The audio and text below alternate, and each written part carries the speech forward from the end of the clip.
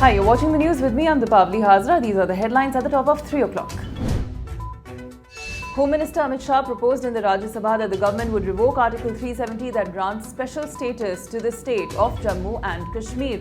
This caused immediate uproar in the upper house, with PDP MPs attempting to tear apart the constitution. They were ordered to leave the house. Congress condemned their act but said that the BJP had murdered the constitution.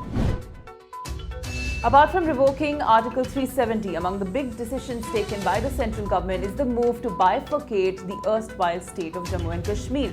J&K will now be a union territory with a legislature, and Ladakh will be a union territory without a legislature. A centre-appointed lieutenant governor will be the head of the proposed union territory of Kashmir. Mehbooba Mufti shot off a response on Twitter saying that the government of India's unilateral move to repeal Article 370 will alienate Kashmiris further. Omar Abdullah released a statement calling the move a betrayal to the people of Kashmir. However, in the House, opposition parties BSP, BJD, YSRCP supported the centre's move. Allies AIADMK and Shiv Sena backed the government, while JDU said it thinks differently on the matter.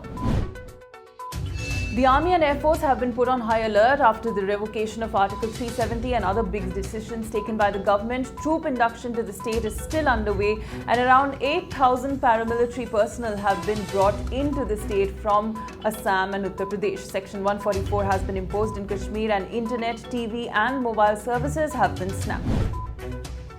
In other news, it's being reported that the Ayodhya mediation panel had come close to a solution before talks fell apart, causing the panel to report to the Supreme Court that talks had failed. 4 proposals were drawn where it was suggested that the mosque be relocated, but that solution did not appeal to some parties. That's all for now. Stay tuned for more.